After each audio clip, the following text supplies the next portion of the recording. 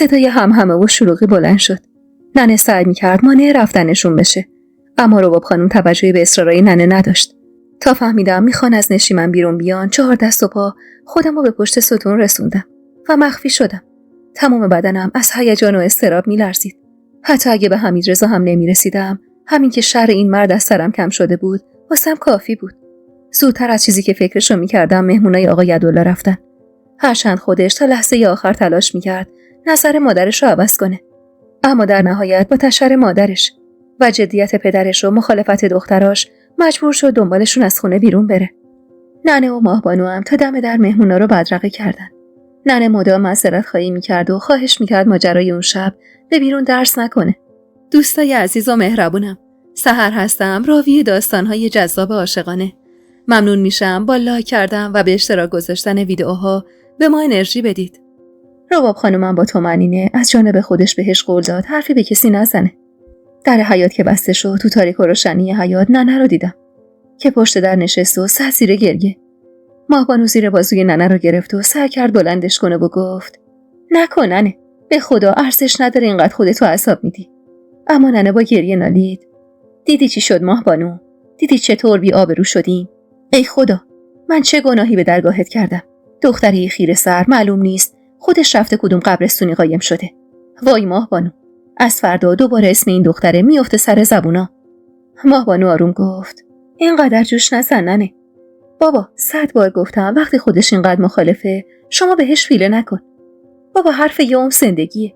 زندگی زوری حتی اگه تو بهشتم باشه واسه آدم جهنم میسازه. ننه بدون هیچ حرفی دستشو بالا گرفت تا ماهبانو کمکش کنه و بلند شه. و بعد هر دو به سمت نشیمن رفتن. در نشیمن که باز شد داییام و خانواده هاشون بیرون اومدن. ننه سعی کرد مانع رفتنشون بشه، اما دایی بزرگم با ملایمت گفت ما بریم بهتره آبجی. به جعفرم گفتم به تو هم میگم افت، وقتی این جوان اینقدر دلش با دخترته و اصرار به ازدواج داره درست نیست اینقدر سنگ بندازی جلوی راهش. مختصر واسه ما گفت چی به سرش اومده. مرد خوبیه. اون 1 سال اندی هم که توی ده بود به همه نشون داد که هم چشم‌پاکه و هم سرش به زندگی خودش گرمه. آدم درستیه. آبجی، از من میشنوی در حق دخترت ظلم نکن. این مرد بیچاره حتی نمیدونست بچه داره. وقتی فهمید گریش گرفت. من که مردم دلم واسش آتیش گرفت. شما چرا سر لج افتادید با این مرد؟ به خدا قسم گناهه یه بچه را از داشتن پدر محروم کنید. ننه که معلوم بود نمیدونست در جواب برادرش چی باید بگه، بعد از مکث کوتاهی گفت آقا جونش مخالف خانده داشت. دایی پوزخندی زد. آقا جونش اشتباه میکنه. این همه سال جوری پشت زن و بچه هاش در اومد که همه میگفتن مرتر از جعفر وجود نداره. الان که باید پشت دخترش باشه داره عذابش میده. اونم پشت فریماهی که لازم نیست من بگم. خودتون بهتر از همه میدونید که تو این سالها چقدر عذاب و سختی کشیده. یکم فکر کنید افت. این مرد پدر بچه دخترته. درست نیست از زن و بچهش دورش کنید. خدا قهرش میگیره. دایی اینو گفت و بعد از خداحافظی از خونه بیرون زدن. در حیاط که بسته شد صدای جدی ماهبانو به گوشم رسید. اون پشت قایم شدی؟ یعنی اونقدر ترسویی که جرئت نداری خودت هم بیای بگی چی میخوای از زندگیت؟ لب گزیدم و از جام بلند شدم. ننه برای بدرقه داییام رفته بود. ماهبانو هم دست به سینه و حق به جانب داشت نگام میکرد. با دیدنم سری به نشونه تأسف تکون داد. خجالت بکش. رفتی قایم شدی؟ سرمو پایین انداختم و سکوت کردم. ننه با دیدن من با قدمای بلند به سمتم اومد و با حرص گفت شر به پا کردی، خودت هم رفتی گم و گور شدی. میخوای آقاتو سکته بدی؟ این مردکو کی را داد داخل خونه؟ کی بهش خبر داد امشب بله برونه؟ هان فریما، حرف بزن. میخوای ما رو دق بدی؟ سمسمه کردم. من نمیدونم ننه. لابد از مردم ده یکی بهش خبر رسونده. تو گفتی و منم باور کردم. یالا گم شو این شر رو بخوابون. برو تو ببینم چه خاکی باید به سرمون بریزیم. با ناراحتی جلوتر از ننه و ماهبانو وارد نشیمن شدم. حمیدرضا گوشه نشیمن تنها نشسته بود و سرش پایین بود. آقا جونم با اخمایی در هم و عصبانی روبروش نشسته بود و مهدی یه ریز داشت زیر گوشش حرف میزد. با ورود من حمیدرضا سرشو بالا گرفت. با دیدنم لبخند محوی زد و سری تکون داد. با اشاره ننه کنار بیبی جون نشستم. حتی جرئت نداشتم سرمو بالا بگیرم. بیبی جون فشاری به دستم آورد و آهسته گفت الحق جونوری هستی که دومی نداری. چطور خبرش کردی دختر؟ به سختی جلوی خندمو گرفتم و زیر چشمی نگاهی به چهره پرخشم آقا جون انداختم. آقا جون بی توجه به من گفت: از جون ما چی میخوای؟ اومدی مراسم دخترمو به هم زدی تا دوباره اسممونو بندازی سر زبونا؟ تو چرا حرف آدمیزاد حالیت نمیشه؟ چرا پاتو از زندگی دختر من بیرون نمیکشی؟ این همه عذابش دادی بس نبود؟ حمیدرضا همونطور که سرش سیر بود گلویی صاف کرد. برای عذاب دادنش نیومدم حاجی. تا امروز اشتباه کردم، بخشی از زندگیمو ازش مخفی کردم چون میترسیدم از دستش بدم. اما الان مرد و مردونه اومدم که در حضور همتون حرفمو بزنم، همه چیزو تعریف کنم، قضاوت و تصمیم بعدش با شما. اما تا دنیا دنیاست، من دست از فریما نمیکشم. شما نماز میخونید، مسجد میرید، آدم معتقدی هستید. اینم میدونید که فریما هنوز زن منه. درست نیست یه زن رو به زور از شوهرش جدا کنید. آقا جون دندوناشو به هم فشرد و غرید. نمیخواد درس دین و قرآن به من بدی. اونم تویی که دختر منو بدون اذن پدر عقد کردی. اون عقد اصلا باطله. حمیدرضا با جدیت گفت: قبلا خدمتتون گفتم، بازم میگم، من اشتباه کردم که به شما نگفتم. اما اینو بدونید، اگه نگفتم از ترسم بود. جوونی کردم. شما بزرگی کنید و ببخشید. در ضمن جسارت نباشه. اما فریما دختر خونه نبوده که برای عقد نیاز به اذن پدر داشته باشه. آقا جون نیمخیز شد که مهدی و احمد شوهر ماهبانو جلوشو گرفتن. مهدی با ملایمت گفت: با دعوا که چیزی درست نمیشه حاجی، بذارید حرفشو بزنه. بعدم رو کرد به حمیدرضا: بگو دیگه، مگه نیومدی حرف بزنی؟ حمیدرضا دوباره گلویی صاف کرد. تورنج که تازه وارد نشیمن شده بود، بی توجه به چشم خوره دیگران سری استکان چای جلوی حمیدرضا گذاشت و خودشم نزدیک من نشست و با ذوق دستمو گرفت. دارم از هیجان پس میافتم فریما. سمسمه کردم: حامی خوابید؟ آره خوابید. دورشم یه عالمه بالش گذاشتم. خیالت راحت. سری تکون دادم و نگاهمو به حمیدرضا دوختم که بعد از خوردن کمی از چایش حرفشو شروع کرد. من بچه آخر خونم. یه خواهر دارم که 2 سال ازم بزرگتره. مینا. اسم مینا رو که آورد احساس کردم چشماش خیس اشک شد. با بهت و تعجب نگاش کردم. تک سرفه‌ای کرد و ادامه داد: تازه 13 ساله شده بودم که خواهرم به خواست خانواده شد نامزد پسر همسایمون. زن همسایه از دوستای قدیمی مادرم بود. از بچگی توی یه محله بزرگ شده بودن و دلشون میخواست بچه‌هاشون با هم وصلت کنن. مینا که شد نامزد عزیز، مادرم و مادر عزیز بین خودشون گفتن پریچهر خواهر عزیز که اون موقع سنی هم نداشت باشه نامزد حمیدرضا. اون موقع بچه بودم، سرم باد داشت، نمیفهمیدم نامزدی تو اون سن یعنی چی. مینا 17 سالش بود که شد زن عزیز و درست از همون لحظه‌ای که رفت خونه شوهر عذاباش شروع شد. عزیز آدم درستی نبود، دسته به زن داشت، شر بود و دنبال دعوا. هر وقت مینا با صورت کبود و گریه اومد خونه، مادرم بهش گفت: ساکت باش، زن و مرد دعوا میکنن، نباید مشکل خونتو بیرون ببری. هی خفش کردن. مینا اما از هر فرصتی استفاده میکرد تا رأی منو بزنه. فکر میکرد اگه من نامزدی با پریچهر به هم بزنم، اون هم میتونه از عزیز جدا بشه. تنها امیدش همین بود. اونقدر تو گوش من خوند که بیزار شدم از پریچهر و خانواده‌اش. هر بار عزیزو میدیدم با نفرت نگاش میکردم و دعا میکردم قدرتش رو داشتم تا نابودش کنم، تا دیگه نتونه دست روی خواهر من بلند کنه. من و مینا با هم بزرگ شده بودیم. خواهرم بود. هر خطایی میکردم ازم حمایت میکرد. نمیتونستم بشینم و درد کشیدنش رو ببینم. اما زوری هم نداشتم تا ازش حمایت کنم. 20 سالا که پر کردم، اصرار خانواده‌ام واسه عقد بیشتر شد. پریچهر با وجود من که نامزدش محسوب میشدم، خواستگار داشت. اما من اونقدر ازش بیزار بودم که دلم میخواست با یکی از همون خواستگاراش ازدواج کنه و دست از سر من بردارن. اون روزا مینا تازه باردار شده بود. نشسته بود سر زندگیش. رد کبودی از صورتش محو نمیشد و غم از چشماش بیرون نمیرفت. ولی به خاطر بچه‌ای که تو شکم داشت نشسته بود سر زندگیشو. مدتی بود حرف از جدایی نمیزد. کاری هم به کار من نداشت. نمیگفت با پریچهر ازدواج کن، نمیگفت ازش جدا شو. اما من تصمیم خودمو گرفته بودم. پریچهر رو نمیخواستم. ولی هرچی گفتم نمیخوامش به گوش کسی نرفت. قهر کردم. از خونه زدم بیرون. دعوا کردم. اما حرف خودشون بود. بالاخره اونقدر به من اصرار کردن و عرصه رو به مینا تنگ کردن که مجبور شدم واسه آسایش خواهرم عقد رو قبول کنم. بحث آبروی پریچهر بود. آبروی خانواده‌اش. عزیزم میدونست چطور به مینا فشار بیاره تا منو راضی کنه به نشستن سر سفره عقد. خانواده پریچهر میگفتن عمری به همه گفتیم شما نامزد همین. الان اگه عقد نکنید اسم دخترمون میفته سر زبونا. خلاصه بماند که چطور تونستن منو راضی کنن. نشستم سر سفره عقد و قسم خوردم به اون دختر دست نزنم. دستم نزدم. به شرفم قسم بهش دست نزدم. برام عین مینا بود. زمان گذشت و دختر مینا به دنیا اومد.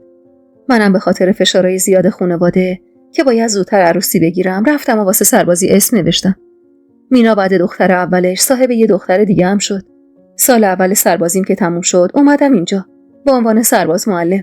روز اولی که اومده بودم و دنبال خونه بودم چشمم به دختر شما افتاد. باور کنید به محض اینکه دیدمش انگار یه چیزی تو وجودم تغییر کرد. من میدونستم متأهلم حتی اگه زنمو نخوام. اما دیدن فریما تمام برنامه‌های منو عوض کرد. قبل از اومدن به اینجا و دیدن فریما تصمیمم بر این بود که بعد از اتمام سربازیم غیابی پریچهر رو طلاق بدم و از ایران واسه همیشه برم. با خودم میگفتم حالا که مینا 2 دختر داره حتما شوهرش هم سر عقل میاد و زندگیشو به خاطر خواهرش خراب نمیکنه. اما فریما همه چیزو برام عوض کرد. اونقدر دل و دینم لرزیده بود که میخواستم بیام خواستگاریش که خبر به گوشم رسید که این دختر نامزد داره. بگذاریم که چه روزا و شبایی رو گذروندم تا بالاخره فریما تونست از شوهرش جدا بشه و من دوباره نور و امید تو دلم روشن شد. تو این فاصله هم مدام با خانواده‌ام در جنگ بودم. مدام بهشون میگفتم پریچهر رو نمیخوام. حتی به مادرم گفتم دختر دیگه ای رو میخوام. اما اینو خوب میدونستم که خانواده‌ام قبول نمیکنن من پریچهر رو طلاق بدم و با یه زن مطلقه ازدواج کنم. وقتی دیدم خانواده‌ام ذره‌ای کوتاه نمیان، تصمیم گرفتم فریما رو عقد کنم تا همه تو عمل انجام شده قرار بگیرن. منتظر بودم درسش تموم بشه تا دستش رو بگیرم و ببرم پیش خانواده‌ام و بگم این اون زنیه که من میخوام، نه پریچهر. از طرفیم خوب میدونستم پریچهر اونقدر غرور داره که قبول نمیکنه با هوو زندگی کنه و قطعا خودش درخواست طلاق میده. گفتم خانواده‌ام کم کم راضی میشن و میان دستبوسی شما و ازتون حلالیت میگیریم. اما ورق برگشت و همه چیز عوض شد. بهم خبر رسید پدرم یهو دچار بیماری شده و حال روز خوبی نداره. گفتن تو بستر مرگ افتاده و میخواد منو ببینه. نفهمیدم چطور وسایلمو جمع کردم و راهی شهری که خانواده‌ام اونجا بودن شدم. به فریما هم گفتم تحت هر شرایطی تا آخر هفته برمیگردم. وقتی رسیدم در خونه پدریم هرچی در زدم کسی درو باز نکرد. رفتم خونه پدری پریچهر. در که زدم عزیز درو باز کرد و منو کشون داخل و ضربه محکمی به سرم زد. بعدم از حال رفتم و نفهمیدم دیگه چی شد. چشم باز کردم توی ساختمان قدیمی بودم. نمیدونستم چند ساعت یا چند روز گذشته.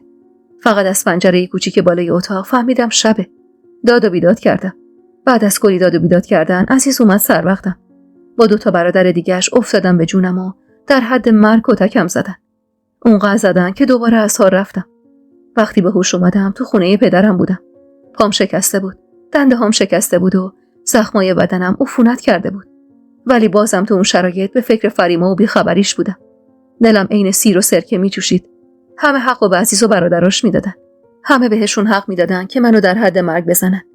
حتی خانواده‌ام، چون از نظرشون من خطا کرده بودم که با وجود زنی عین پریچهر رفته بودم با یه زن مطلقه ازدواج کرده بودم. مخصوصا که پریچهر به دروغ به خانواده‌ام گفته بود حامل است و خودشو به غش و ضعف زده بود. اوضاع خیلی قمر در عقرب شده بود. نه تنها اینکه دخترشون رو چند سال عقد کرده نگه داشته بودم، بلکه فکر می‌کردن تو دوران عقد بهش دست درازی کردم. حال و روز خوبی نداشتم. چشم دیدن پریچهر و خانواده‌اش رو هم نداشتم. و این وسط خانواده پریچهر فقط زورشون به مینای بدبخت میرسید. کتک می‌خورد به خاطر خطای من. تحقیر می‌شد و به خاطر دختراش ساکت مونده بود. خواهرم سر ذره جلوی چشمم آب می‌شد. بعد از مدتی وقتی کمی حال و روزم بهتر شد، دور از چشم خانواده‌ام به یکی از اقوام خبر دادم تا به دیدنم بیاد. آدرس خونه قدسی خانومو بهش دادم و ازش خواستم به ستاره خانوم که فریما رو میشناخت خبر بده چی به سر من اومده. ازش خواستم به فریما پیغام برسونه که منتظرم باشه تا حالم بهتر بشه و برم دیدنش. وقتی همون شخص بهم گفت خودش شخصا با فریما حرف زده و خیالش رو راحت کرده که من برمیگردم پیشش، دیگه خیالم راحت شد. بهم گفت حال فریما خوبه. حتی یه مقدار پول بهش داده بودم تا اجاره خونه رو بده و از صاحب خونه بخواد مدتی قراردادو تمدید کنه تا خودم برم. شکستگی پام خیلی بد بود و نمیتونستم راه برم. از طرف خانواده‌ام هم تحت فشار بودم. عزیز شوهر مینا هم بچه‌ها رو ازش گرفته بود و فرستاده بودش خونه پدرم و گفته بود تا پریشهر و امیدرضا عروسی نکنن حق نداری برگردی خونه. مینا یه چشمش اشک بود و یه چشمش خون. مدام گریه میکرد و میگفت بچه‌هامو میخوام و از من خواهش میکرد سر عقل بیام و به خاطر اون فریما رو فراموش کنم و با پریچهره ازدواج کنم. اما من تو دوراهی بدی مونده بودم. پام که کمی بهتر شد، شبونه با کمک یکی از دوستام از خونمون فرار کردم و رفتم شهر دنبال فریما. اونجا بود که دیدم خونه رو تخلیه کرده و آدمای جدیدی اونجا. رفتم سراغ قدسی خانم. اون بود که بهم گفت فریما و ستاره ناپدید شدن و طبق یادداشتی که فریما براشون گذاشته بود فهمیده بودن که همراه ستاره از اون شهر رفتن. نمیفهمیدم فریما چرا باید همچین کاری بکنه. من براش پیغام فرستاده بودم و از حال و روزم براش گفته بودم. ولی وقتی پای حرف قدسی خانم نشستم فهمیدم ستاره خانم یا اون قاصدی که من فرستادم حرفای دیگه‌ای رو به فریما زدن و اونا باعث شدن فریما دل بکنه از من و از اون شهر بره. امید داشتم برگشته باشه پیش شما. واسه همینم اومدم اینجا دنبالش. اما دست خالی برگشتم شهر. کوچه به کوچه شهر رو دنبالش گشتم. محله به محله.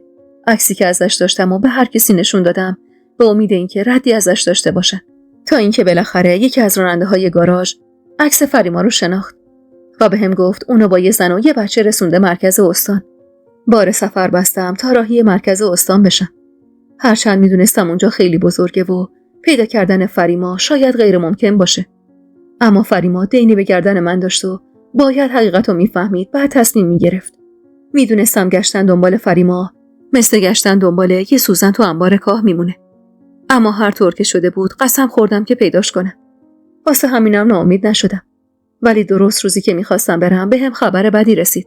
بهم خبر رسید خواهرم به خاطر فشارهای عزیز و خانواده شوهرش و فرار من و ندیدن بچه‌هاش جلوی خونه پدر شوهرش خودش آتیش زده و متاسفانه فوت شده بود. اونقدر عذابش داده بودن، اونقدر دختراشو ازش پنهون کرده بودن و تهدیدش کرده بودن که دیگه هیچ وقت بچه‌هاشو نمیبینه که طاقت نیاورده بود و خودش آتیش زده بود. مرگی که داغش هنوزم روی دلمه. حمیدرضا مثل ابر بهار اشک میریخت و تعریف میکرد و بغض و گریه باعث میشد به سختی بتونه تعریف کنه.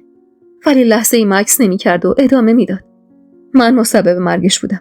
با خودخواهیم، با اشتباهاتم، با بی‌عرضه بودنم. اگه همون روز اولی که مینا با صورت کبود برگشت خونه پدرم، مردونه پشتش میستادم و جلوی روی خانواده‌ام و نامزدیم و با پریچهر به هم میزدم، عزیزم مینا رو طلاق میداد. اما اونقدر بی‌عرضه بودم که نتونستم در برابر خانواده‌ام مقاومت کنم. که اگه مقاومت کرده بودم شاید خواهرم زنده بود و زندگی میکرد. برای مردن خیلی جوان بود. با وجود زندگی سختی که داشت، پر از شور زندگی بود. حمیدرضا حرف میزد و منم پا به پاش اشک میریختم. باورم نمیشد. ازدواج من با حمیدرضا زندگی زن بیگناهی رو نابود کرده بود. نگاهی به بقیه انداختم. ترنج و ماهبانو و ننه و بیبی جون همه داشتن گریه میکردن. حتی آقا جونم چشماش قرمز شده بود و داشت با تسبیحش زیر لب ذکر میگفت. سکوت عجیبی کل نشیمنو گرفته بود. چند لحظه ای گذشت تا بالاخره آقا جون به حرف اومد. خیلی خوب. یه بار اینا رو به من گفتی. حرف حسابت چی؟ باورم نمیشد. همه این حرفا رو حمیدرضا با آقا جونم زده بود، اما بازم رفتار آقا جونم این بود. حمیدرضا کمی خودشو جمع و جور کرد. حرف حساب منو شما میدونید آقا جعفر. از روز اولم میدونستید. خواهش میکنم سنگ نندازید جلوی پای ما. به شرفم قسم من حتی لحظه ای نخواستم فریما رو اذیت کنم. نخواستم حتی اخمی رو صورتش بشینه. ما 1 سال با هم زندگی کردیم. میتونید از خودش بپرسید. به تمام مقدسات عالم قسم من فریما رو از جونم بیشتر دوست دارم. به خدا اگه راضی بشید به این وسط دنیا رو به پاش میریزم. قول میدم خوشبخت‌ترین زن عالمش کنم. نمیخوام بهتون دروغ بگم. خانواده‌ام هنوزم مخالف این وسط هستن. اما واسه من دیگه رضایت خانواده‌ام مهم نیست.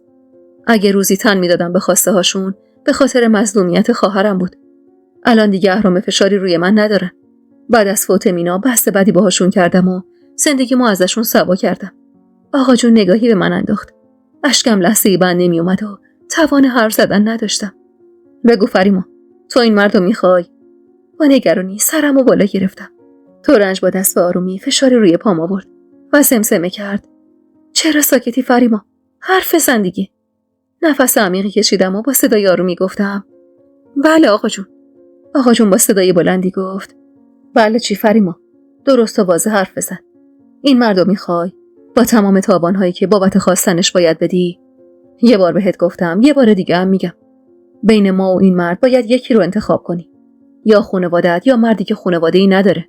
با گریه با آقا جون نگاه کردم. نمیفهمیدم چرا این کارو با من میکرد. چرا هر بار مجبورم میکرد بین حمیدرضا و خانواده‌ام یکی رو انتخاب کنم. با صدای گرفته‌ای گفتم: آقا جون، گناه من چیه که باید بین شما یکی رو انتخاب کنم؟ چرا اجازه نمیدید منم عین بقیه یه زندگی عادی داشته باشم؟ یعنی حقم نیست بعد از این همه درد و رنج و عذاب به آرامش برسم؟ آقا جون نگاهش رو از هم دزدید و با اخمایی در هم گفت: چون این مرد از روز اول با دروغ و دغل جلو اومده. برا من مهم نیست علت دروغ گفتنش چی بوده. راههای زیادی پیش روش بوده، اما اون بدترین راهو انتخاب کرده. من نمیتونم با دستای خودم دخترمو پیشکش همچین آدمی کنم. اما اگه خودت با دونستن تمام عواقب کارت میخوای این راهو انتخاب کنی، دیگه جلوتو نمیگیرم. گریم شدت گرفت. چطور میتونستم انتخاب کنم؟ کی رو باید انتخاب میکردم؟ حمیدرضایی که برای رسیدن به من سختی‌های زیادی کشیده بود، یا خانواده‌ای که با وجود قبول کردنم هنوزم چشم دیدن خودم و بچه‌مو نداشتن؟ مردی که با تمام وجود دوستم داشت و میدونستم کنارش تا ابد خوشبخت میشم، یا خانواده‌ای که سعی میکردم با زندانی کردنم تو خونه آبروی ریختشون رو جمع کنن؟ هم قلبم هم مغزم حکم میکردن که بهترین انتخاب حمیدرضاست. اما من چشمم ترسیده بود. نمیخواستم اشتباه گذشته رو تکرار کنم. نمیخواستم چشم بندم روی خانوادم.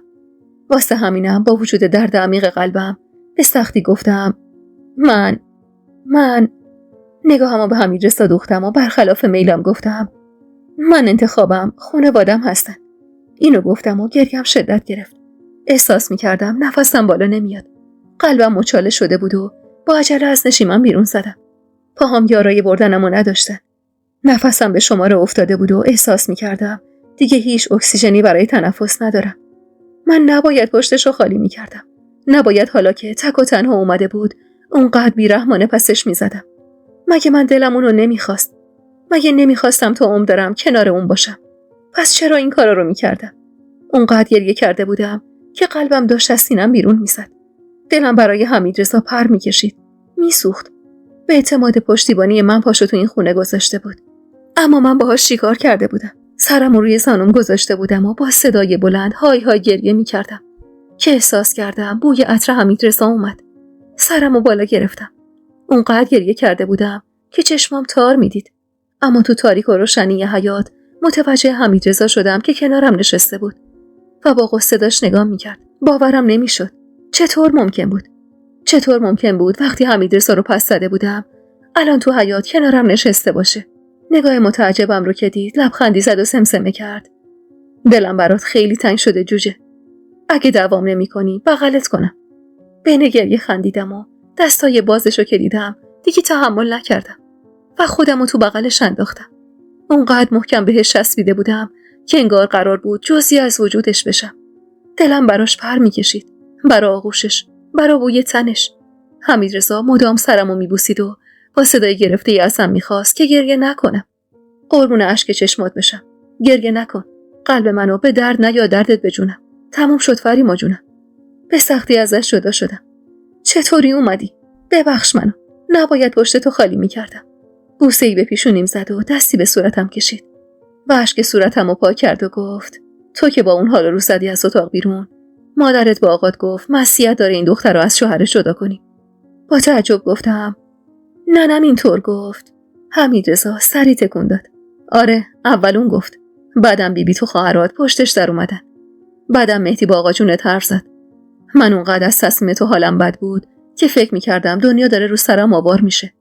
مادرتو خدا حفظش کنه. گفت خدا قهرش میگیره وقتی این دو نفر هم دیگر رو میخوان ما مانعشون بشیم. بعدم گفت پسر من. حمیدرضا به اینجای حرفش که رسید انگار بغض راه گلوشو بسته بود. چند لحظه ای مکث کرد و قطره اشک از گوشه چشمش چکید. فریما، منو نگاه کن. یعنی ما بچه داریم؟ گریم شدت گرفت و سری به نشونه مثبت تکون دادم. حمیدرضا چنگی به موهاش زد و دستش رو روی صورتش گذاشت و جوری شروع کرد به گریه کردن که شونه‌هاش میلرزید. دستامو روی دستاش گذاشتم و با گریه گفتم: ببخش منو. خودت میدونی چقدر دوست دارم. ولی نمیتونستم واسه دومین بار جلوی خانوادم بایستم. دستشو از روی صورتش برداشت و دور شونم انداخت و منو به سمت خودش کشوند و محکم بغلم کرد. شونه‌هاش از شدت گریه میلرزید. از گریه‌اش حال بدی پیدا کرده بودم. هیچ وقت گریه مرد رو به این شکل ندیده بودم. چند دقیقه تو بغلش موندم. بعد کمی منو عقب کشید و صورتشو پاک کرد و با صدای خفه‌ای نالید: چرا به من نگفتی خانومم؟ چند وقتشه؟ اسمش چیه؟ کجا زایمان کردی؟ وای فریما دارم دیوونه میشم. دارم خفه میشم. من پدر شدم و خودم خبر نداشتم. تو دوران بارداری تو چطور گذروندی؟ چرا من تو اون لحظات کنارت نبودم؟ چطور بدون من زایمان کردی؟ پیش کی بودی؟ همونطور که اشک میریختم نالیدم. وقتی خبر فرستادی که برم دنبال زندگیم، وقتی گفتی باقی مدت صیغه رو بخشیدی، انگار برام دنیا به آخر رسید حمیدرضا. اون موقع هنوز نمیدونستم حاملم، اما با اعتماد به ستاره باورم شده بود که دیگه منو نمیخوای. ماجرای اتفاق افتاد که فهمیدم جایی توی این دهم ندارم. ستاره اصرار داشت بریم مرکز استان. منم اونقدر ساده بودم که حرفشو باور کردم. فکر میکردم داره بهم راستشو میگه. حمیدرضا میونه حرفم اومد و گفت: خود ستاره بهت گفت من صیغه رو بخشیدم؟ نه، ولی یه مرد جوانی اومد در خونه قدسی خانم. ستاره اونو فرستاده بود تا از تو برام خبر بیاره. اون این حرفا رو بهم زد. حمیدرضا خنده تلخی کرد و گفت: قطعاً جفتشون با هم همدست بودن. من یکی از فامیلای دور رو فرستاده بودم چون نمیخواستم کسی بهش شک کنه. فکر نمی‌کردم با ستاره دست به یکی کنن و همچین دروغی بهت بگن. با شنیدن حرفای حمیدرضا به فکر فرو رفتم. ستاره بهم ثابت کرده بود برای منافع خودش دست به هر کاری میزنه. فضلش بعید نبود که واقعا با اون مرد تبانی کرده باشه و دروغ تحویلم داده باشه. حمیدرضا دست انداخت دور کمرم و همون جور که صورتمو نوازش میکرد گفت: اجازه هست پسرمونو ببینم؟ لبخند تلخی زدم. اسمش حامیه. تو اتاق خوابیده. چشماش برقی زد و گفت: چه اسم قشنگی براش گذاشتی. اینو که گفت دستمو گرفت و هر دو از جامون بلند شدیم. حمیدرضا جلوتر از من وارد اتاق شد.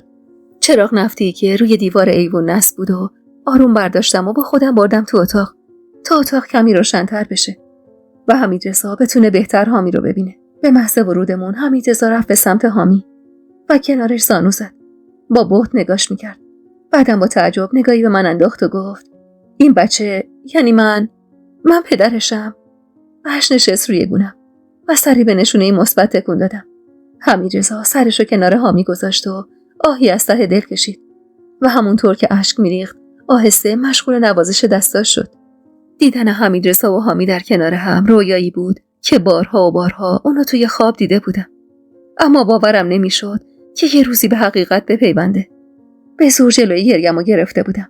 واسه همینم از اتاق زدم بیرون تا هم بتونم خودمو تخلیه کنم و راحت گریه کنم، هم اونو تنها بذارم با پسرش تا بتونه خودشو خالی کنه. انگار باری از روی شونه هم برداشته شده بود. بعد از سالها انگار به آرامشی رسیده بودم که ترس از دست دادنش هنوزم همراهم بود. به دیوار کنار در اتاقم تکیه داده بودم و خیره شده بودم به حیاط تاریک خونه که صدای گرفته ننه رو شنیدم. کجا رفت؟ سر خودم رو جمع جور کردم و با شرمندگی سرم رو پایین انداختم و زمزمه کردم: بردمش پیش حامی. تنهاشون گذاشتم. ننه سری تکون داد و خواست به سمت مطبخ بره که غرورم رو کنار گذاشتم و گفتم: ننه، تا عمر دارم مدیونت هستم. منو ببخش به خاطر تمام کارهای اشتباهی که کردم. ننه آهی کشید و به سمتم برگشت. جلو ایستاد و دستی به صورتم کشید و گفت: تو بچه منی فریما. از همون روزی که گذاشتنت تو بغلم جز خیر و صلاح چیزی رو نخواستم. تا امروزم اگر کاری کردم به زعم و خیال خودم برای صلاح خودت بوده. میخواستم به هر قیمتی که شده خوشبخت بشی. شاید راه اشتباه انتخاب کردم، اما هدفم همیشه خوشبخت شدنت بوده. امشبم بالاخره فهمیدم تو فقط در صورت رسیدن به این مرد خوشبخت میشی. تا امروزم اگه مانعت میشدم به خاطر این بود که فکر میکردم این مرد بهت نارو زده و ترکت کرده. اما امشب که حرفاشو شنیدم فهمیدم هرچند که خطا کرده اما تو رو دوست داره. واسه همینم با وجود این همه مشکل بدون اینکه بدون صاحب بچه‌ای از تو شده بازم پات ایستاده و اومده. من راضیم به خوشبختی شما فریما. هیچ وقت نخواستم هیچ کدوم از بچه‌هام خاری به پاشون بره. شاید عین تو سواد نداشتم و نمیتونستم راه درست و غلط رو تشخیص بدم، اما همیشه تلاشمو کردم تا شما خوشبخت بشید. اما انگار زیاد موفق نبودم. راه و اشتباه رفتم. محکم بغلش کردم. زنی رو که هرچند همیشه فکر میکردم در حق همه ما ناحقی کرده. اما به قول خودش همیشه از ته دل خوشبختی ما رو می‌خواسته. حالا شاید راهی که انتخاب کرده بود درست نبود. اما بالاخره مادرم بود. نمیتونستم که ازش بگذرم. خواسته یا ناخواسته خطاهایی کرده بود. اما میدونستم هیچ کدوم به عمد نبوده. اینو مطمئن بودم. با موافقت آقا جون قرار شد حمیدرضا شب و خونه ما بمونه. به خواست خودش جاشو کنار حامی انداختم و با وجود اینکه از ته دلم میخواستم کنارش باشم چند دقیقه پیشش نشستم و با صدای ننه که اسممو صدا میزد به سختی ازش دل کندم و سری لحافو برداشتم و راهی اتاق بیبی جون شدم. به اصرار حمیدرضا قرار شده بود حامی اون شبو کنار پدرش بخوابه. قبل از خوابم بهش شیر دادم و جاشو چک کردم و خیالم که راحت شد سپردمش به حمیدرضا و خودم رفتم پیش بیبی جون که غرق خواب بود. اونقدر خوشحال بودم که انگار دنیا رو بهم داده بودن. خواب به چشمم نمی اومد. اونقدر ذوق داشتم، اونقدر هیجان داشتم که همش فکر می‌کردم خواب و رویاست. دروغ چرا؟ چند باری خودمو نیشگون گرفتم که ببینم خوابم یا بیدار. باورم نمیشد دارم جایی نفس میکشم که نفس‌های حمیدرضامو تو هواش داشت. بودن حمیدرضا تو خونه، راضی شدن آقا جون و اعلام رضایتش به عقد ما هرچند با اخمای در هم و از طرف دیگه حمایت ننه و بیبی جون و بقیه قلبمو لبریز از شادی میکرد. انگار تمام قصه هم دود شده بود و به هوا رفته بود. اما بازم ته قلبم نگران بودم. نگران از دست دادن خوشبختی که بعد از مدت‌ها نصیبم شده بود. آقا جون گفته بود صحبت‌های نهایی رو با خود حمیدرضا میکنه و خستگی رو بهونه کرده بود و زودتر از همه برای خواب اتاقش رفته بود. میدونستم هنوزم تو تصمیمش تردید داره. اما وقتی دیده بود همه پشت من در اومدن، رضایت داده بود به عقد. شب از نیمه گذشته بود و من غرق در افکار و رویا بودم و اونقدر به سقف اتاق بیبی جون خیره شده بودم که چشمام درد میکرد. دلم میخواست بخوابم اما میترسیدم بخوابم و بیدار شم و ببینم همه چیز خواب بوده. حمیدرضا اصلا نیومده و من زن یدالله شدم. هزار جور فکر و خیال داشتم. فکر زندگی با حمیدرضا بدون پنهانکاری قند تو دلم آب میکرد. فکر بودن کنار خانواده‌ام، فکر داشتن تمام عزیزام در کنارم. به جرئت میتونم بگم اون شب یکی از بهترین شبای زندگیم بود و آرامش انگار بالاخره نصیب منم شده بود. فردای اون روز آقا جون حرفای نهاییش رو هم با حمیدرضا زد و قرار شد شبش عقد کنیم. حمیدرضا گفته بود هیچ کدوم از اعضای خانواده‌اش به مراسم عقد نمیان و نمیخواست هرچه زودتر تکلیف زندگی من روشن بشه و به قول خودش دهن مردم بسته شه. برای زندگیم قرار بود توی ده بمونیم. حالا که حمیدرضا کسی رو تو شهر نداشت، دلیلی نداشت منم از خانواده‌ام دور بشم. اینطوری حداقل غریب نبودیم و در کنار خانواده من زندگی می‌کردیم. قرار بود حمیدرضا تو دهکاری واسه خودش دست و پا کنه. واسه خونه هم قرار بود یه فکری کنیم تا بتونیم زندگیمون رو شروع کنیم. آخرین تیکه از لباس حامی رو توی ساک گذاشتم و با خنده رو به رعنا گفتم تقصیر خودت خواهر سرتق من. وقتی لج می‌کنی میگی نمیام، همین میشه دیگه. رعنا دست به سینه با حرص نگاهی به ترنج انداخت. میخندی؟ میمردی یه خبر میدادی منم دیشب میومدم اینجا. آخه چرا همچین شب مهمی رو من باید از دست بدم؟ ای خدا. ترنج با خنده ابروی بالا انداخت و گفت به من چه؟ خودت تهدید کرده بودی کسی از من نخواد تو مجلس فریما شرکت کنم. همچین واسه من قیافه گرفته بودی با یه من اصلم نمیشد خوردت. بعدم آقا مهدی که اومد گفت تا لحظه آخر به رعنا اصرار کردم بیاد، اما مرغش یه پا داشته و گفته نمیام. رعنا با حالی سار گفت منو بگو دیشب تا مهدی بیاد خونه چقدر غصه این وزه رو خوردم، چقدر گریه کردم. بعد دیدم مهدی اومد همچین موزیانه لبخند میزنه، گفتم یه کاسه زیر نیم کاسه ایناست. بهش گفتم چی شد؟ گفت هیچی، داماد شب و خونه آقا جونت مون. بعدم هر کاریش کردم درست حرف بزنه چیزی بروز نداد. گفت که به توافق رسیدن، یه صیغه محرمیت خوندن. آقا دامادم موندگار شد همونجا. منو میگی شوهر تو با پیژام و موهای پرشون دیدم خنده داره؟ بدبخت، الان باید بشینی گریه کنی. شوهرت میگه این خواهر خلوچله، ادب و آداب هم نداره، کی بی در زدن پریده وسط اتاق. لابد زن خودمم لنگه یه خواهرشه. اگه تا فردا فلنگ و نبستر بره بیا بزن تو گوش من. اونقدر قیافه و حرفای رعنا و حرص و جوش خوردنش با مزه بود که به سختی میتونستم جلوی خندمو بگیرم. آخرم نتونستم جلوی خندمو بگیرم و قاه شروع کردم به خندیدن و با خودم فکر کردم آخرین بار کی از ته دل خندیده بودم. رنا که خندم دید به سمتم اومد و محکم بغلم کرد و با بغض زیر گوشم سمسمه کرد: خیلی برات خوشحالم فریما، خیلی خیلی خوشحالم که بعد از این همه سال داری به خوشبختی که حقت هست میرسی. بوسه‌ای به گونه‌اش زدم و میونه خنده هم با ذوق گفتم: آقا جون خواسته همین امشب وقت کنی. باورم نمیشه رنا، انگار همه چیز یه دفعه عوض شد. باورت میشه آقا جونی که سفت و سخت مخالف این وسط بود خودش بره دنبال عاقد؟ تازه به حمیدرضا گفته اگه دوست داره میتونه همینجا بمونه. گفته کمکش میکنه همینجا یه خونه بگیره. به خدا فالگوش وای نستاده بودم. اما وقتی داشت با ننه تو نشیمن حرف میزد شنیدم که میگفت دلم نمیخواد فریما بره راه دور، که همش بخوام دلواپسش باشم. همینجا باشه بهتره. رنا پرچشمی نازو کرد: اینا رو صدقه سر شوهر من داری. فقط کاش خودشم یکم از خر شیطون پیاده میشد، راضی میشد زمینی که آقاش بهش داده رو بسازه تا ما هم صاحب یه خونه درست درمون بشیم. تو رنج سرکی تو حیاط کشید. رنا خانم، امشب عقد خواهر کوچیک است. درسته که بی خبرای یه دفعه‌ای بوده، اما من یکی که فکر می‌کردم قرار زن یدالله بشه لباسمو از قبل حاضر کردم. درسته تو لجبازی کردی و نمیخواستی تو مراسم بیای، اما حالا به جای حرف زدن پاشو برو خونت، وسایلتو بردار بیار اینجا تا یه دستی به سر و صورت این دختر بکشیم. آخه امشب شب وصاله. زود باش برو یه لباسم بین لباسات پیدا کن که امشب بپوشی و جلوی دامادمون سرفکنده نشیم. اینو گفت و با رنا مشغول سر به سر گذاشتنم شدن. اونقدر گفتن و من خجالت کشیدم و جفتشون با صدای بلند خندیدن که صدای تشر ننه بلند شد. وای که قیافه ننه خیلی دیدنی بود. پناه بر خدا. به خدا که زمان ما دختر جرئت نداشت اینطور با صدای بلند بخنده. والا زشته. مردم چی میگن؟ خیر سرتون شوهر کردید. چیه عین این دختر بچه‌ها صداتون رو انداختی تو سرتون؟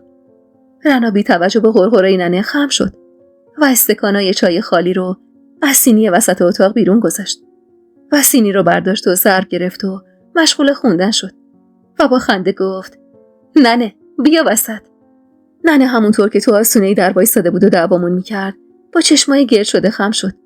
دمپایشو به سمت رنا پرت کرد و چند تا فحش آب دارم نثارش کرد و تشر جدی به همون زد و خودش از اتاق بیرون رفت.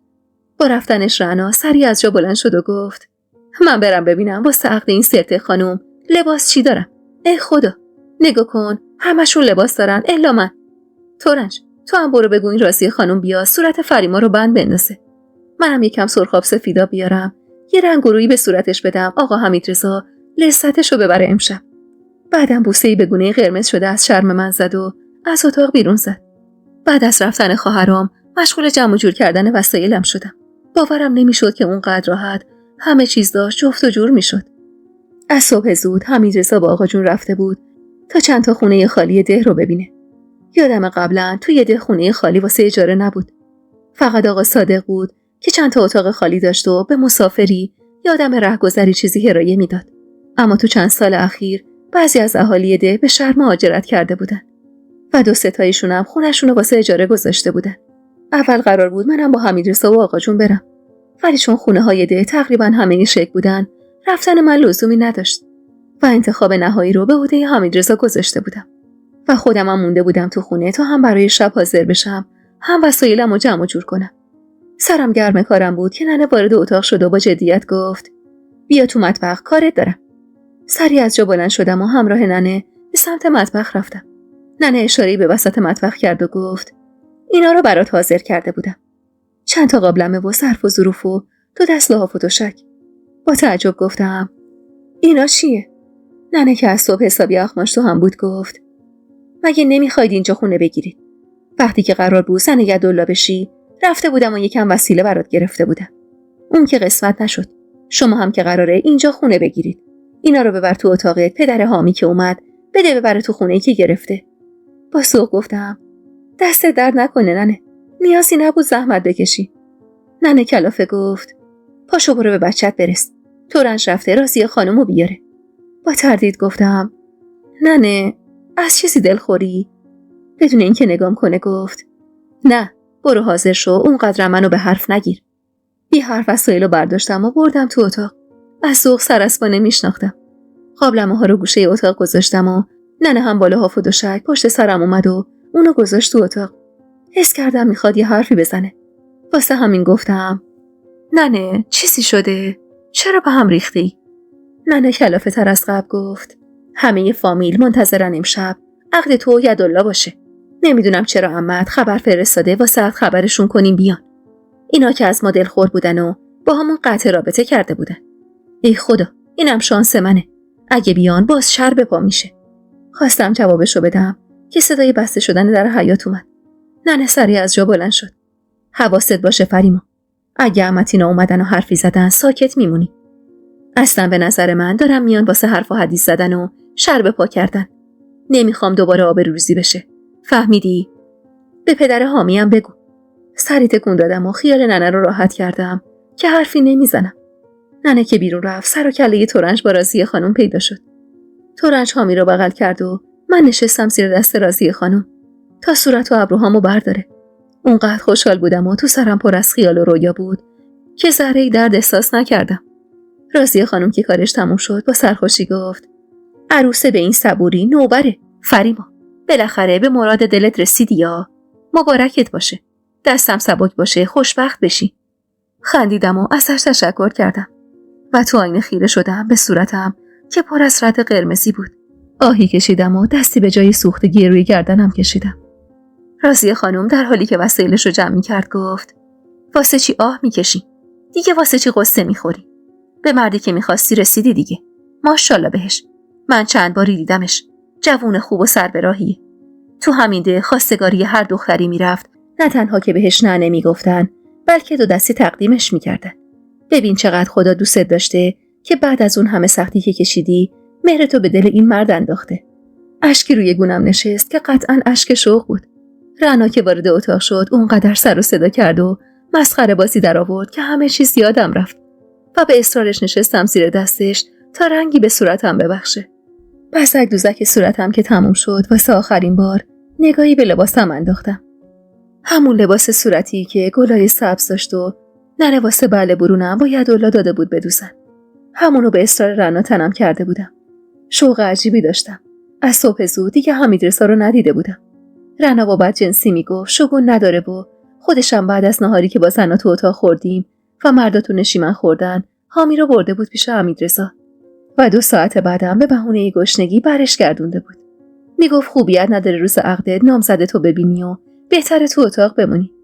حیاط خونه حسابی شلوغ شده بود. با اینکه قرار بود مراسم عقد تو خلوت برگزار بشه و هیچ کسی رو دعوت نکنیم، اما انگار هر کسی ماجرای عقد به گوشش رسیده بود خودش رو رسونده بود تا با چشمای خودش حمیدرضا رو ببینه. رعنا دستی به موهام کشید و گفت ماشاءالله آبجی، ماه شدی. امشب اینجا میمونید دیگه. سری تکون دادم و گفتم آره، خونه‌ای که گرفتن هنوز حاضر نیست. باید یکم تمیز شه. یکم هم وسیله براش بگیریم. رعنا چشمکی زد و با شیطنت گفت پس امشب آقا حمیدرضا حسابی دست و بالش بسته است. زیر گوش پدرزن، اونم چه پدرزنی؟ مگه جرأت داره بهت نگاه کنه؟ با شرم لب گزیدم. رعنا کمی بهم نزدیک شد و زیر گوشم سمسمه کرد من به ننه میگم امشب بیایید خونه ما. من و مهدی و علی هم میریم خونه آقاش. با خجالت گفتم وای نه رعنا، اینجوری اصلا درست نیست. رعنا اخ میکرد و گفت ساکت. هرچی گفتم بگو چشم. پسر بیچاره الان از صبح نقشه کشیده واسه امشب که لعبت این فریما خانم رو ببینه و به خاطر پدرزن مادرزن کاری از دستش در نمیاد. به والله که گناه داره. من به ننه میگم تو هم اگه ننه ازت پرسید بگو اینجوری بهتره. اصلا بگو حمیدرضا اینجا راحت نیست. بنداز گردن اون. ننه و آقا جون که همچین دل خوشی ازش ندارن. اینم روش. ریس ریس خندیدم و چشم میگفتم. رعنا سفت دستم و گرفت. بریم. آروم گفتم آره بریم. روی تشکچه سبز رنگی که انتهای نشیمن بود نشستم. از پشت چادر حریر سفید رنگی که روی سرم بود به سختی مهمونا رو میدیدم. اما از همون بعد به ورود چشمم به عمه محتاج افتاده بود که با اخمایی در هم گوشه‌ای نشسته بود و زیر گوش دختر عمه مائده ریز ریز حرف میزد. قلبم تون تون میزد و تمام بدنم یخ کرده بود. رعنا نزدیکم شد و زیر گوشم گفت عمه اینجاست. سری تکون دادم. دیدمش رعنا. عمه مائده رو میگم. با تعجب نگاش کردم. رعنا با چشم و ابرو به گوشه اشاره کرد. با احتیاط سرمو برگردوندم و تازه متوجه عمه مائده شدم. که کنار دخترش نشسته بود و عصاشم کنارش تکیه داده بود. از زیر چادر حریرم خیره شدم بهش. به شدت لاغر و رنگ پریده بود. دستاش میلرزید و دخترش هر لحظه با دستمالی آب دهنش رو پاک میکرد. روسری که سر کرده بود کمی نامرتب بود و هیچ شباهتی به اون عمه مائده‌ای که میشناختم نداشت. از وقتی برگشته بودم خیلی دلم میخواست واسه دیدنش برم، اما انگار میترسیدم ببینمش. حس میکردم من باعث حال روزشم. با اینکه عمه با کینه خودش این بلا رو سر خودش آورده بود، ولی من خودم رو مقصر میدونستم. اشک توی چشمم حلقه زده بود و نمیتونستم چشم از زن بیچاره و درمونده‌ای که روبروم نشسته بود بردارم. رنا فشاری به بازوم آورد. جمع کن خودتو فریما. همه فهمیدن داری خیره نگاش میکنی. من گفتم که ببینیش و حواست باشه یهو وسط خطبه عقد شوکه نشی، نه اینکه خیره بشی بهش. به سختی خودمو جمع جور کردم و سرمو پایین انداختم و خیره شدم به آیات سوره قرآنی که جلوم باز بود. طولی نکشید که عاقد مشغول خوندن خطبه عقد شد. موقع اعلام میزان مهریه دهنم از تعجب باز موند. تو ده ما رسم نبود مهریه سنگین گرفته بشه و معمولاً چند تا درخت یه چند تا گوسفند میشد مهریه یه دختر و تو بهترین حالت ممکن یه زمین زراعی هم پشت قباله یه دختر مینداختن. اما مهریه من 50,000 تومان پول بود که برای اون دوره پول خیلی زیادی بود. با حیرت نگاهی به رنا که کنارم نشسته بود انداختم. رنا آهسته گفت خواسته خود حمیدرضا بوده. نفس عمیق کشیدم و بی توجه به صدای پچ‌پچ‌ها بعد از اینکه عاقد برای سومین بار خطبه عقد خون توکل کردم به خدا و با صدای بلندی بله گفتم. صدای صلوات بلند شد و پشت بندش رنا با ذوق کل کشید و بیبی جون اول از همه جلو اومد. انگشترش رو از دستش در آورد و با بغض به دستم انداخت و با صدای گرفته‌ای گفت خوشبخت بشی دخترم. صدای عاقد بلند شد که از زمان میخواست ساکت شیم تا خطبه عقد داماد رو بخونه. حمیدرضا همون اول با صدای بلند و رسایی بله رو گفت و کم کم غریبه تر از نشیمن بیرون رفتن و حمیدرضا به همراه آقا جون و محمد وارد نشیمن شدن. با دیدنش ضربان قلبم بالاتر رفت. انگار هنوز باورم نشده بود که به عقدش در اومده بودم. اونم عقد دائم برای همیشه. قرار بود تا ابد کنار هم زندگی کنیم. به استقبال آقا جون رفتم. خم شدم و دستشو گرفتم و بوسیدم و با بغض گفتم تا عمر دارم مدیون شما آقا جون، حلالم کنید. آقا جون با محبت بوسه‌ای به پیشونیم زد و 2 تا اشرفی کف دستم گذاشت. عاقبت به خیر بشی. اینو گفت و با قدمای کوتاه به سمت عمه مائده رفت و کنارش نشست. خیره شدم بهش. دست عمه مائده رو گرفت و چیزی بهش گفت. حس می‌کردم خیلی غمگینه. با غصه نگاه ازش گرفتم و محمد رو بغل کردم و بعد خیره شدم به حمیدرضایی که با محبت داشت نگاه می‌کرد. آخ که چقدر دلم برای این نگاه‌های قشنگش تنگ شده بود. لبخند رو لبم نشست. حمیدرضا بی توجه به نگاه خیره زنا دستمو گرفت و حلقه‌ای تو دستم انداخت و با اشاره‌های رنا چادرمو از روی سرم عقب کشید و کنارم روی تشکچه سبز رنگی که رنا براش گذاشته بود نشست و سرشو پایین انداخت و آهسته سمسمه کرد مراسم تا کی ادامه داره؟ کمی بهش نزدیک شدم. نمیدونم. اصلا قرار نبود مراسمی باشه. همه بی دعوت با شدن اومدن. حمیدرضا دستی به گردنش کشید. به خدا اونقدر نگام کردن و با دست نشونم دادن دارم از خجالت آب میشم فریما. دلم میخواد تنها بشیم 2 تا کلمه با هم حرف بزنیم. با این حساب تا آخر شب گیریم اینجا. رنا با لبخند نزدیک شد و گفت آقا حمیدرضا تا آقا جونم قاطی نکرده از فریما فاصله بگیرید. قصه طولانی شدن مجلس هم نخورید. 1 ساعت جمعش میکنیم. حمیدرضا سری ازم فاصله گرفت و تا تموم شدن مراسم حتی جرئت نکرد به هم نگاه کنه. منم تو کل مراسم حواسم به عمه مائده بود. به سختی با آقا جون حرف میزد. چند باری هم خیره منو نگاه کرد. دلم میخواست جلو برم و باهاش حرف بزنم تا کین و کدورت رو بذاره کنار. اما میترسیدم رفتار بدی داشته باشه و پشیمونم کنه. آخرای مراسم بود که آقا جون صدام کرد و ازم خواست برم کنارشون. با ترس از جان بلند شدم و جلو رفتم و کنار آقا جون نشستم و سرمو پایین انداختم. عمه مائده که حرف زدنش کمی مشکل داشت گفت خوبی؟ لب گزیدم و سرمو بالا گرفتم. به قول رنا من همه چیزم برعکس بود و به جای اینکه عمه از من خجالت بکشه من ازش خجالت میکشیدم. خوبم عمه، شما خوبید؟ میبینی که دختر خوب نیستم. بغض بدی گلومو گرفته بود. چشمم پر اشک شده بود. دلم براش میسوخت. حقش نبود این بلاها سرش بیاد. درسته در حقم خیلی ظلم کرده بود، اما به نظرم بازم حقش نبود این بلاها سرش بیاد. تو آه کشیدی فریما، تو نفرینم کردی. با بهت گفتم نه عمه، به جون بچم نفرین نکردم. من هیچ وقت دوست نداشتم این اتفاق برای شما بیفته. عمه مهتاش که حالا اومده بود و نزدیک نشسته بود پوزخندی زد. بر فرضم که نفرین کرده باشه خواهر من، اگه قرار باشه نفرین هر کسی بگیره که سنگ رو سنگ بند نمیشه. قطره اشکی رو صورت عمه مائده نشست و زمزمه کرد. بد کردم، به خودم، به عماد، به فریما.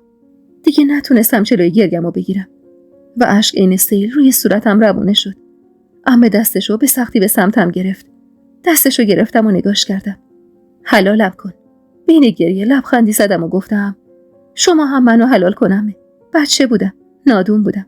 اگه خطایی کردم حلالم کنید. انشالله که هرچه زودتر حالتون خوب بشه.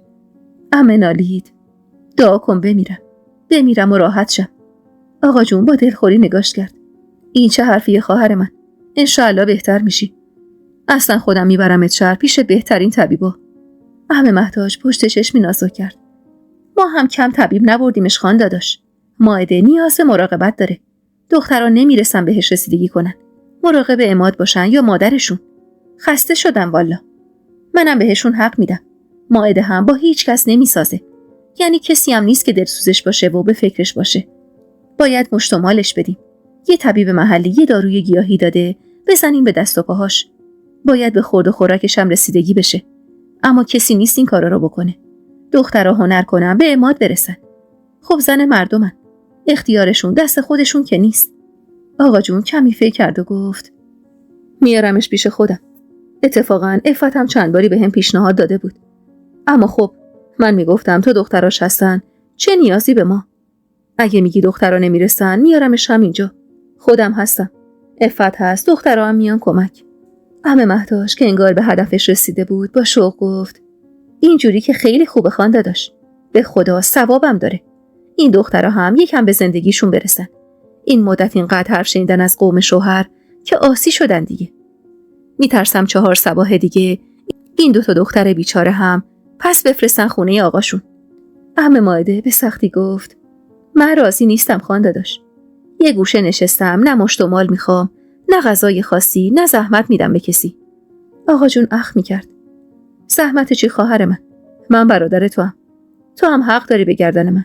تو این روزا به درد هم نخوریم، کی به درد هم بخوریم؟ شاید یه روزیم من محتاج شما شدم. بعدم اشاره‌ای به من کرد تا تنها شون بذارم. با اجازه‌ای گفتم و از جام بلند شدم. اما تو نشستم سر جام، رنا سری اومد و سوال جوابم کرد. مختصری براش گفتم چی شده. رنا با حرص گفت به خدا آقا جون عقلشو از دست داده. خواهرش بلایی نمونده بود سرمون نیاره ها. حالا میخواد ازش مراقبت کنه. والا که حقشه، هرچی سرش اومده. یادش رفته سالم که بود چقدر خون به جیگر تو کرد. با غصه گفتم ول کن رنا، گذشته. ببینش الان من دلم براش میسوزه. رنا چشخوره‌ای رفت و گفت از بس که خری، دلت واسه کی میسوزه؟ اصلا میدونی یه بار برگشته با آقا جون گفته من خودم به عماد گفتم برو فریما رو آتیش بزن، جوری که سگم تو صورتش نگاه نکنه. میدونی و دلت براش میسوزه؟ آهی کشیدم و نگاهی به دستام انداختم. هرچند از همه دل خور بودم، اما دلم هم براش میسوخت. با خودم میگفتم من که این اون نیستم. اگه قرار بود منم کینه‌ای به دل بگیرم و دلمو سیاه کنم، چه فرقی با عمه داشتم؟ واسه همین گفتم مهم نیست رنا، اون روزا گذشته و من دیگه بهش فکر نمی‌کنم. عمه هم پشیمونه، گناه داره. بیاد اینجا یکم دورش شلوغ بشه، شاید به مرور حالش بهتر شه. رنا هرسی گفت والا این مدلی شو دیگه ندیده بودم. با هرس و کینه زندگی هممونو خراب کرده. این همه وقت به خاطرش از هر کس و ناکسی حرف شنیدیم. خودت کم بدبختی نکشیدی به خاطر کینه این زن؟ یادت نمیاد وقتی تو رو سوزونده بودن چه روزای سختی رو میگذروندی؟ اصلا نزدیک بود بمیری. اگه همین حمیدرضا به دادت نرسیده بود الان معلوم نبود چند کفن پوسونده بودی. حالا برش داریم ازش مراقبت کنیم. من که اگر عقلم کم باشه که بهش کمک کنم. ننه هم که واسه خوش آمد آقا جون هر جور خوش خدمتی میکنه.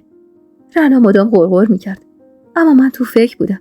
به سنی نگاه میکردم که روزی برای خودش ابهتی داشت. به یاد روزی افتادم که با خفت و خواری منو انداخت وسط حیاط و بی آبروم کرد. به یاد روزی که با کمک عماد افتادم به جونم و تا خوردم کتکم زدن. یا روزی که تو خونه حمیدرضا پیدام کرد و اگه میتونست همونجا زنده زنده چارم میکرد. اما حالا انگار عمه مائده اون سالها مرده بود و به جاش زنی ضعیف و بدبخت به دنیا اومده بود که برای خوردن غذا هم محتاج کسی بود. با خودم گفتم عمه تاوان گناهشو داده. من چی کارم که بخوام دوباره ازش تاوان بگیرم؟ با تموم شدن مراسم به پیشنهاد رنا قرار شد من و حمیدرضا شبا به خونه اونا بریم. حمیدرضا با شنیدن این پیشنهاد لبخندی روی لبش نشست و رنا و ترنج از خدا خواسته همون لبخند کمجون حمیدرضا رو سوژه کرده بودن و مدام زیر گوشم حرفایی می‌زدن که از شرم قرمز می‌شدم. رنا مسئولیت حامی رو به عهده گرفت. با اینکه دلم نمی‌اومد اون شبو بخواد بدون من صبح کنه، اما قبول کردم. آخر شب شیر حامی رو دادم و سپردمش به رنا. اول قرار بود رنا و آقا مهدی و علی برن خونه پدر شوهرش، اما با اصرار ننه تو اتاق من موندگار شدن و من و حمیدرضا با همراهی ترنج و ماهبانو به خونه رنا رفتیم. شب از نیمه گذشته بود که بالاخره با حمیدرضا تنها شدیم. حمیدرضا دست دورشونم انداخت و منو کنار خودش نشون. عین ماهی که بعد از مدت‌ها به آب رسیده باشه بهش چسبیدم و بوی تنشو به ریه‌هام فرستادم. حمیدرضا بوسه‌ای به سرم زد و گفت تو این 1 سال اندی تنها چیزی که از خدا می‌خواستم این بود که دوباره بتونم بغلت کنم. باورم نمیشه اینجایی فریما. شب عجیبی بود اون شب. حمیدرضا از دلتنگیاش میگفت و من از سختیایی که تو نبودنش کشیده بودم. هر دو فارغ از نیازهای جنسی دلمون میخواست تا صبح کنار هم باشیم و با هم حرف بزنیم. از روزای خوش گذشته، از روزای تلخ جدایی و بیخبری، از تنهایی و سختیایی که من کشیده بودم، از سختیایی که حمیدرضا کشیده بود و بیخبریا. فریما جانم، وقتی اومدم و دیدم نیستی انگار دنیا رو سرم خراب شد. از همه طرف تحت فشار بودم. پریچهره اصرار داشت عروسی کنیم. مینا حال و روز خوبی نداشت و تو نبودی. حس می‌کردم دنیا به آخر رسیده. بعد جور کتک خورده بودم. لنگ زدن پام یادگار همون دور است. نامردا جوری زده بودن که تا مدت‌ها نمیتونستم رو پام وایسم. با این وجود باز مادر و پدرم پشت اونا بودن. باورت میشه فریما؟ پشت اونا بودن. ننم میگفت غیرت دارن که افتادن به جون تو کتکت زدن. غلط کردی وقتی زن داشتی رفتی یه دختر مطلقه رو گرفتی. پریچهر کل روز تو خونمون بود و گریه میکرد و التماسم میکرد عروسی کنیم. میگفت دوستم داره و به خاطر کاری که برادرش باهام کردن باهاشون قهره. اما من خیلی خوب میدونستم عزیز برادرش تا پریچهر اجازه نده آبم نمیخوره. آخه مینا همیشه از تسلطی که پریچهر روی عزیز داشت برام گفته بود. کتک خوردن منم زیر سر پریچهر بود، نه هیچ کس دیگه‌ای. یعنی عزیز سر خود هرگز همچین کاری نمیکرد. خودش به عزیز گفته بود جوری بزنیدش که عشق و عاشقی از سرش بیفته. خودش خبر دروغ فرستاده بود و منو کشونده بود اونجا. تا اون روز شاید فقط دوستش نداشتم، اما وقتی فهمیدم همه چیز زیر سرشه ازش بیزار شده بودم. من بارها و بارها قبل از عقد بهش گفته بودم دوستش ندارم. بهش گفته بودم خودشو بیارزش نکنه و به یکی از خواستگاراش جواب مثبت بده و بره دنبال زندگیش. حتی بعد از عقدم بهش گفته بودم نمیخوامش. واسه همینم بهش دست نزده بودم، چون دلم باهاش نبود. اما پریچهر از بچگی عادت کرده بود به هر چیزی که میخواد برسه. منو هم عین تمام خواسته های دیگه‌اش میخواست به دست بیاره و این وسط احساس من هیچ اهمیتی براش نداشت. فکر میکرد اگه از لحاظ جنسی بهم نزدیک بشه میتونه دلمو به دست بیاره. اما فریما جانم، خدا شاهده من حتی یه بارم بهش دست نزدم. سمسمه کردم. وقتی اومد خونمون بهم گفت حامل است. شکمش بزرگ بود. گفت حمیدرضا صیغت کرده تا هر وقت ازت خسته شد ولت کنه. گفت واسه سرگرمیت بودم.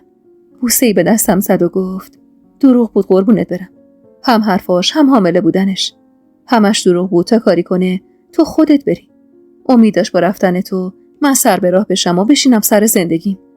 مطمئن نیستم، اما فکر میکنم حتی با ستاره هم دست بوده. خبر دروغ فسخ صیغه رو هم اون به ستاره گفته. حتی حس میکنم اون ستاره رو وادار کرده تا فکر رفتن به مرکز استان رو به سرت بندازه، تا از اینجا و ده دور بشی و من نتونم پیدات کنم. چون یه بار تو حرفاش از دهنش در رفت و اسم ستاره رو برد، اما هر کاریش کردم زیر بار نرفت و گفت ستاره اسم دوست دوران مدرسه‌ام بوده. هرچی که بود همه دست به دست هم دادن تا ما از هم دور بشیم. تا تو توی تنهایی دوران بارداری تو بگذرونی و زایمان کنی و من ماها آواره بشم و دنبالت بگردم تا این وسط مینای بدبخت پاسوز حماقت و خودخواهی پریچهر و غرور احمقانه عزیز بشه. اینا رو گفت و با ناراحتی سرشو پایین انداخت و سمسمه کرد: 2 دخترای مینا پیش عزیزن. میدونم نمیتونه ازشون نگهداری کنه. چند باری توری خودم گفت بچه‌های خواهرتو نمیخوام. میگفت اصلا از کجا معلوم اینا دخترای من باشن. همینقدر بی شرف و بی غیرت بود فریما. مینای بیچاره تا زنده بود تاری از موهاشو غریبه ندیده بود. بعد این بی شرف بهش تهمت میزد. حتی قبل این جریانا هر روز یه داستانی سر مینا در می آورد. یه بار میگفت پسرمود بهت بد نگاه میکنه. یه بار میگفت شوهر دختر داییت بهت نظر داره. بلایی سر مینا آورده بود که جرئت نمیکرد تو مهمونیای فامیل و همسایه‌ها شرکت کنه. چون بعدش بی برو برگرد عزیز یه تهمتی بهش میزد و میافتاد به جونش. خیر سرم پدرم تحصیل کرده و امروزیه. اما یه بار پشت دخترش نایستاد. 1000 بار بهش گفتم مینا داره تو اون خونه زجر میکشه. هر بار گفت میخوای زجر نکشه با پریچهر ازدواج کن تا زور دست ما باشه. تا اگه یه سیلی به دخترمون زدن ما هم بتونیم تلافی سرشون در بیاریم. فکر میکرد زندگی معامله است. آهی کشیدم و سکوت کردم. زن بیچاره چه عذابی تو زندگیش کشیده بود. آروم گفتم: دیگه نمیخوای برگردی پیش خانوادت حمیدرضا؟ کلافه دستی به موهاش کشید. نه، قیدشون رو زدم. فقط نگران دخترای مینا. هنوز سنی ندارن. زیر دست عزیز بزرگ بشن تهش آیندهشون تباه میشه. میترسم بلایی سرشون بیاره. از پنجره نشیمن خیره شدم به حیاط. هوا کم کم داشت روشن میشد و ما 2 هنوز بیدار بودیم. حمیدرضا بغلم کرد و بوسه‌ای به لبم زد و گفت: